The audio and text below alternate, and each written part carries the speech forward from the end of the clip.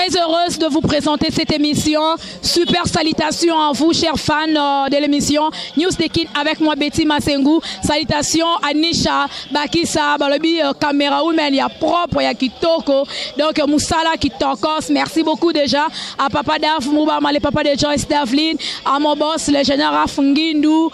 Timothée Piana Serge, notre cordon Christian Bouy, notre DT, et Gianni Célèbre, Balobi, Gianni Célèbre, image, grand réalisateur, Benzikap, mon grand frère chéri, grand réalisateur. Merci beaucoup en tout cas, Nabafan tout. Merci et salutations à des bestes, Balobi, réalisateurs du moment. Et donc, Moussala Kitoko, voilà. Tout ça, Awande Bomona émission, et les Kanabalabala. La température 40, je suis avec mon confrère Gad Mouzitou, Azali, animateur culturel formé à l'INA, pour Bissoto Abana INA. Donc voilà, et vous voyez que Mikolo est dans un concert et zo betama na lemba na température 40, Didier Lacoste à Betaki. Kabose, Boulembi à Betaki, Pompon Miyake à Betaki, c'est 14 février 2018, Félix Ouazegwa, à Zobeta déjà, on a banderole, donc température 40, banderole, on a image, et ça, awa, biska au concert, et Zobetama, balabi initiateur. Kolo Boul, oh le bas vient en Azakle, Ken Piana, donc Mbote Belé, Kolo idéologie. Yeyo, Gad Mouzitou, bonjour et bonne année. Hein? Ouais, bonjour Betty Masengo, donc bonne année à Batian Soubalanda Bisso, na Canal Futur News, Eza Congo Promo TV, chaîne Mora bien, et puis na sepela nengo sala émission na yo, quand nengo auto solara no banaïna, Bisso de sala mamba ondenge zalara, donc to solara masolo andoule, donc bakoyiba. Bako zo idée mais bako maté parce que bakolo idée ne bako manasura par rapport à Makambutu. Voilà donc merci beaucoup Gad, en tout cas merci pour les éloges. On appelle à CP la rando sala musala no kitoko. Voilà donc mais babulu wano zo wapi to moni awa bo to beti sa Lacoste Didier, bo beti si Kabose et puis les 14 bo beti sa sous Félix Ouazegwa. Objectif ezanini na boule oyo créé terrasse et bandarobé ti saraba artiste musicien et ça pour nani Masengo moni d'abord to répondre réponse sur mon lobby wana na pe sa mbote na ba professeur nyonso ba encadra biso na ina biso to tanga pena na ba ina to futa ba mbongo na ba ina pour to apprendre le mot boy au moni ti o sa émission na ndimio c'est que au sala musa no bien alors nga étant que défenseur ya culture na linga d'abord culture na biso eza rumba congolaise ndombolo tant on a eu au kaka batbalo baké musique na biso ekomi ko boiter là sous na BST et marcher bien te nga étant que défenseur à culture et ça la nga mabe na sepelate na lobby oh mais nga na kenda otanga malgré na mbongo te mais mayele auto zwaki to bando kanisa pe ko sala baboule moko boye et sur la musique na biso pour biso to sala mpona ba musicien te to sala de pona musique na biso alors na linga ki to mega peut-être ko changer de non musique na biso estimbate musique na biso ça bien te nga na yebi ke sala bongo parce que ba musicien na biso ba manka ba producteur to ça na problème ya ba producteur ba musicien bazo bunda d'abord bango moko na studio à côté studio a sali disque na ye et bimi na place ba somba disque ba pirater yango musicien a technique disque na été a commis ko vivre plus dans mantolo alors nga mona ke non to évoluer ndenge wana te pendant que tout ça musala bien pour ba musique wana ba croire que l'équipe a biso pour commander commis ba landa biso na ba danse na ba guitare na makambutu alors fallait biso moroto ba ko promouvoir musique na biso na bandenge mo boy yango na zwa kili kanisa bino to ko zwa pe ba musique na biso to bando rendre ba musicien na biso ndo beta ba concert moko public parce que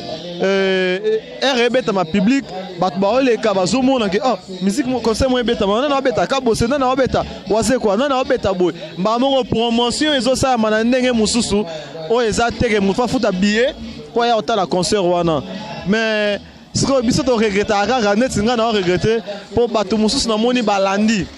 hein balandi ba idée na biso ba boule na biso o biso to ndenge kotanga bango ba lokoti na nzela ndenge ba moni bandrole matin influencer abi o ngape na robetsa ndule atepe bandrole na ye ayenga sana ba ndenge o yazo sala donc yango nde na moni eza mabe c'est paradoxal dommage donc etambola bien te mais biso toyebi mutu pa osala bongo eza cheche boyokaka cheche na lemba ye paromi na système wana kutu toyoki le 14 février fara jibe koto yo papa chéri jibe mpiana dapesi bambote Blanchard Mosaka donc Roger Ngandu bango baobetana cheche na lemba super so Félix Wazerwa monstre d'amour na PCP bambote ye siko azobetana compte ya Gad Muzitu awa na kati ya température 40 siko ngolo bani bango balandi bino mais ça vrai balandi biso est-ce que mutu oyo totanga siko azobeta concert wana aza déjà na objectif ayebi beat oyo ya mambo azosala po biso tito bandi ko beta boto na beat na totanga l'objectif na biso oto betela mission donc to sala ngo pour na vente kate mais to na posa de musique na biso ezonga na place nango ba musicien ba lo ba le sous non producteur azate pour le to za na boss Jafar Kilongo Juvenal oyo a outi likola kwete mais akende pe ko tanga classe akende ko yekola makambo azosala na compte ya commerce na ye net moni bar sami boye abi non Gad yo za animateur culturel ngana za partenaire donc je sais pas na robenga ye actionnaire mutu mo akende ko ye ko la classe na ye ke entrepreneur voilà fana benga ye entrepreneur donc akende ko ye ko la makambo azosala to sangani biso mibale pona osala makambo oyo omoni mutu oyo totanga sikoyo kombo ye asa na objectif ateka bière na ye ateka masanga na ye na kombo na ye mais asa na on a objectif ya ba musicien te na souci ya culture te so que ça na objectif ya culture au monde qui a continuer mais akata na kalate po akorate parce que yebi ninga osela te ba balandi biso balandi biso ba Gad na boss Jafar Kilongo Juvenal to sala on a ndenge mo pena ya ndenge ya solo ndenge fale zala maman mutu wana akokate na pesi mbote na papa chéri parce que ye aza musicien soki brasserie moko boye bengi ye keno tolingi to combattre bato wana yaka ya robeta ya otanga ba avantage na ye so amoni ki avantage na eza bien aoya obeta na ye parce que azwa oya ye parce que ye msa neza musique mais awa na température na ye biso vérité moko mama Betty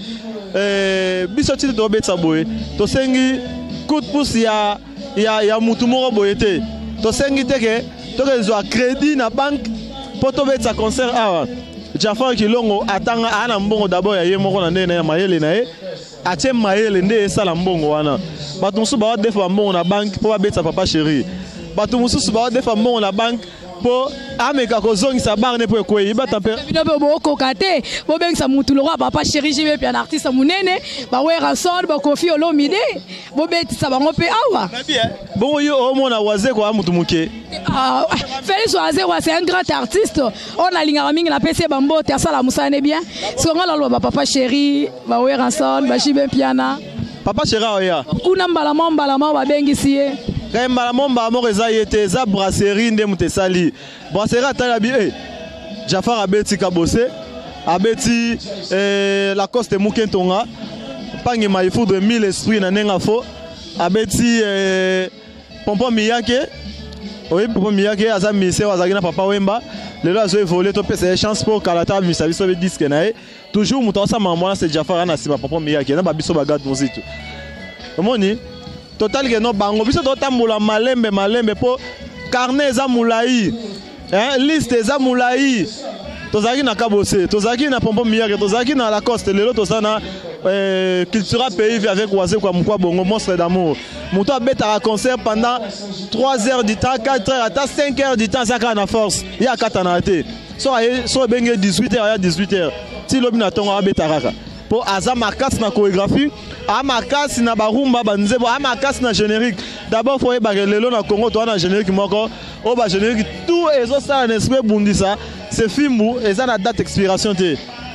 ça oza journaliste chroniqueuse loko anga na lo banasi oyebi yango donc ce que muto na to beti na température avec boss Jafar Kilongo Juvenal température et ça makambo na ezalate mais bozo gagner nini Gad Muzitu yo sali projet na yo oyenango bozo travailler ensemble na boss Juvenal na température awa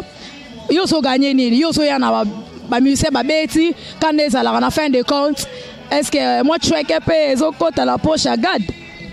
Maman Betty merci pour la question Pour nous on a loba ceux qui montent en bende zate na batuto na vivre na bango peut-être regarde arrose à la paix mutu musus parce que ngana boule pe pour na bango bazala o baos o et ça malelo pour na bango ceux qui balongoli mutema mabe babige non mutema mbe do tche mupanzi kimi l'esprit balongoli ba tche mupanzi pour mi l'esprit na musala les arrêter na mambo yo ezarate bon nzamba ibi mambo yo et c'est nga bat basola netika bose bulembi ya kopia kotumba artiste leader a solo la nga gad musa solo bien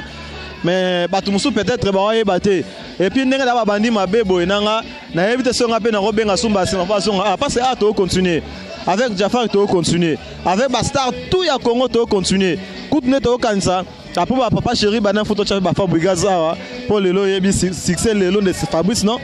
c'est Fabrigaza donc to kana kutu yepe fa beta awa Robinho Mundibu hérité Watanabe voilà mais c'est les chanteurs yekout des gens foazala analyste makasi mais c'est les chanteurs na pese mbote place à landabiso Fali Poupa va faire rigola faire des gens fallait moto za naye mais azalaki te azalaki quelque part alors ça là qui net c'est rataki mais azonga faire azonga to travailler na bango to za monter ma bende za si on a ngolo banine donc mille esprit Didier Lacoste avec l'esprit aller au Mbongo omoni ba mambo to sala maman ya cop o ya boulot e ba to memeli o implice yo pe luko me mape implice na vie ya moninga po nzamba yebi mambo yo nzambe o alikolo ayebi ezala so yo suboye moi 10% ezala nyo c'est ça ma bongo ngala senga ba 10% te na senga ngote monstre d'amour tia sola na yebi saison prise na senga 10% te ya sali mayele o azara nango na volonté na ye kabose bulembi tia sola nanga sola pe na nani mille esprit pe ndenga sola nanga asayelinga ki mille esprit na ndenga boule mais na kopo basala ndengo na tenza mende mtafuta mambo yo comprendre nzamba yebini na sola pona ye a sola fo mille esprit alongola mille esprit na bakopi ya mambo to sala a sola na biso bien et puis nga na regretter na ki a créer ba polémique mo boye po nga nde mambo tout na ndenga nga garde de charge maka OK yango na ina tuna yango pe me yongo précédé nga ke ya beta ikoleka kabose awa kabose bando calé to ki ke donc comme la mo ba polémique ya ben jour na kat entre Didier Lacoste na kabose na concert o beta maki awa yango nde mabe yango nde to sepela nango te parce que vision na biso za ya kosunga culture na biso ke liboso eza ya polémique te déjà auto boya déjà to boya polémique makasi. C'est-à-dire, premier jour, Kabose d'abord, Azaki na problème ya voix, Aïbsa Inga déjà garde, dans la première cassure, santé ça bien te, na banda mutaliboso, comme ça n'a tiré la frère Nanga, Didier Lacoste, un pangi maïfou de espace, yépe abeta. Alors, na sala qui n'engage Zaki n'a présenté Kabose mutaliboso, en matière de musique, c'était pas mal. Abeta qui bien, après ça qui bien, sauf qu'Azaki n'a problème, ouais, santé Zaki bien te, Ari malade. Akiti avant kokita avant ya kitaka zongindaku et sali ki bamisene batika la kia et sali ki na matisi mille esprit Lacoste a beti tellement abeta ki tamulayi a s'appelle si fanatique et puis quand ndenge zalat fanatique ba mego bete maboko et tinde so mo mama lobaki oh non na promotion na bango la génération na bango et yende mutaza chanteur o ayemba roleka ba musicien tout yépe mutana mbongo à part c'est Bill mutana mbongo na ferré alobi na ba belle voix yé na ferré voilà maman on a biso que au moins premier jour Kabosa beta bien mais a beta qui bref azaki bref et puis ayaki un esprit ya compétition té ayaki un esprit a beta concert à livrer na yé concert na yé akena yé mais la cause c'est envoyé à même on a guerre na nga compétition a beti alors chose grave ils appellent ma bé oh la cause Didier nani Kabosa senga gad so lobby une émission l'évaluation va concert loba yango parce que ça là bien té ACP là été na comportement ya muninga na ye Lacoste kofinga na lobia non ye à l'équipe bango na koyemba na bambongo musique de mama mbongo te so mbongo me ba beta ba concert au moins que ba beta c'est bambongo ezate ba tika ba biloko ba loba wana et ça la bien té au moins ba beta ne musique ba beta ne musique so on est ngami ko na so la plus ka ndenge nani bila lobby olinga ba bengo mvua ma mais olomba te olingi ba benga yo patron o solo la test ko ngana bengo mvua mande nini On voit que la dîner Lacoste. Pas maman, ngana na nga bill. Olingi ba bengo mvoama o solo la te. Gada sali musa na ya bengi ozaki na production te. Obeta raté na kin. Gada bengo apeso production o solo lité. Ba bengo na évité. Voilà, tout sur la rabo. Alors merci Gad pour se séparer un dernier mot, un dernier message. Naba fan tout balingarayo, balmonio susna Congo na canal Future News, au Congo sabaroni et puis moi liloba poto kabwana programme ezandenga nini ndenga boso beta ba concert awa c'est comment? Merci maman pour na liloba wana. D'abord na pesina nous bana poto nyonso bata bisombote et puis na sepeli na idée ya ba diaspora na ebite soza informer na mekape ko informer soza informer te ba concert ezongi na poto. Werason David Mosso na ba autres artistes musiciens baza la réunion o eza réconciliation entre ba diaspora na ba musicien na biso ba mekasola parce que makambo mama o européen ba musique ebeta na poto eza nango vraiment mama ba musicien na biso te wana pona nga na mona ko to sala perte ya culture na biso donc fallait batika ba ngande ba osola boye en tout cas ba sola bien na sepeli na beaucoup ta pongo ve na biso beaucoup ta pongo mona pota tango ba lobi bandale ko yate bo sola vraiment na tina keno ba concert ezonga et puis na ya Papito Kindudi ba lobi mwana ya lemba ça dit président bana lemba tout Papito Kindudi Fiston Mandeke, Mamisa Moukomen, Jerry Moukomen, on est ensemble, toujours ensemble.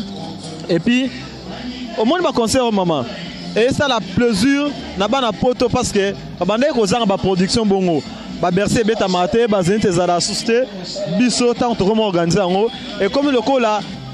Zénith na Katakin, pour batala en haut déjà en direct na IC News, et Zalarawana pour la exclusivité na Bango. Et puis, lui peut on peut place aux alaki. Ah, ya bi yo mikolo olivo beba na la coste mabe. O beba sur na street place aux alaki. Sur mikolo komi we. Mbula sika esenga fo so la bien. Omoni biso to ko ta mande funenge komi kala te apembe bima. Siko ngai funa sala mosala ko comprendre. Na comprendre ba musicien. Na sungi abongi na vie nga na comprendre gara. Na comprendre boy ata yo mo tando comprendre ti wapi. Tout ça n'est musala, oh Isakop, Isa boulot. Yango nenga na tangela nchiki, yango isa ngana vivre. En tout cas, na oza la place na monge na ope ma bien. Bango de ba comprendre. Monte net de tout ça de na yo boy. To pe sa bekla ba lumière. C'est que place aux lumière eza, place ndenga glad na ozala. Na lokwa mbisi na mai. Lumière eza na canal Future News. Donc Gad Musitu. Dans le canal Future News ndé makambu. Donc tout ça on a pesi mbote na DJ Bola Sazana biso, il y a température 40. Na pesi mbote na sécurité tout ya température na pesi mbote pa ya DJ PM mbote pa na yo mon maman mbote pa ya papa ozo filmer biso papa Daf donc daddy kaneza na leli na pesi mbote pa ya Bajo Baski na lié wana bureau balobi atika biso te leader TV5 donc je crois fallo ya Mbappé leader TV5 ya comédien donc na pesi mbote on est ensemble ça dit pas la poto site oyo boza la brancher boza abonner awa parce que awa nde place makamboza awa nde bozo apena ba actualité oyo nyonso bimi na 2h 6h mamo ekoti et bimi na 4h 3h au moins mamo 6h ekoti donc to ça wana Gad Musitu yeyo batu balinga Gad olingi na dédication en direct na concert au bima net kaka ezalaka numéro na ngeza plus 243 90 64 80 900 plus 243 90 64 80 900 donc du coup na saluer skoyo boss oya osalake ba musicien ya Congo balongo la souci ba production eza boss Jafar Kilongo Juvenal a outi likolo te kande na lobaki ya tanga ranchik na e bien yango asa mambo osala en tout cas atie ba paquet na e ba star pe ba décevoir yete boya to ande na posa biloba lobate to na posa biloba lobate to na posa ben sanité te to na posa ya musala obetaka ndule yeba ke Gad Musitu asala yo asalo sin na ocha na liste na obenga yo o signer contrat na yo na patron Juvenal o l'équipe ba patron tout na lemba bana mbongo te bana mbongo te na kota bata mbongo o batanga ba dollar to na David Loutete patron sans difficulté. Oui bien David Loutete patron sans difficulté donc yé wana koto ya mamba production c'est Jafar Kilongo Juvenal yo peso mozana e au moins la lumière des Zara le Gad Azar tant que ça kuna na koto différent site. Merci beaucoup, c'était vraiment un réel plaisir de vous recevoir dans mon émission Gad Mouzitou. En tout cas, Gad na Congo, na Canal Futur News, donc pour y avoir bosser, donc on doit exclusivité, il y a une émission donc on est ensemble, il n'y a pas de souci mon frère. Talara boss, Juvenal Azawana, Maramoué Kitoko, John Lubila l'exceptionnel na Dallas, champion Kayembe na Kenya, Norwaba na Blaise Kavaigwe na Kenya, on a ba Chalère, ba Merlin na Kenya, et puis surtout na France. L'agent de Pichuna, Babizoué Belé, Esther Mumbana depuis Colorado. Salutations à vous, Mamé Miline Zemba. Moi, c'est à Papa Tous Pépé, en béton, on a London. En tout cas, merci beaucoup. Nous sommes déjà à la fin. Donc, Balobi, Toromina Souka, Gad. Des personnes, donc on appelle Simote Paye à Lorette, mon pal à la Tigresse, moi, si à l'équipe, tout à Pembe, na Belgique. Et puis, on appelle Simote rapidement, puis on a clôturé na Awa, et pas à Maestro Kani. Balobi, sur la bagarre de musique, base à Rande, chic, swag, sur la parfum. Continue la caméra, n'a évité quoi. Voilà, merci beaucoup. Et donc, Papa Daf Moubama, merci beaucoup. Donc, Daddy, donc, merci beaucoup à ma fille Joyce Davlin, bisous à ma maman chérie, maman Cathy Bakissa, Ben Tikap, grand réalisateur, le best, merci. Balobi, leader TV5. Donc, merci beaucoup déjà. Papa Laguerre, Napeso Bambo Tebele. Et donc, bon, on soit plus concert en gros. On a Canal Futur News. Il y a Didier Lacoste, il y a Kabo Sebo, mon anengeni et les kaki. Pour et ça, les polémiques à Mabé. Mais mingi mingi le 14 février, Félix Oisé, ou déjà la température 40.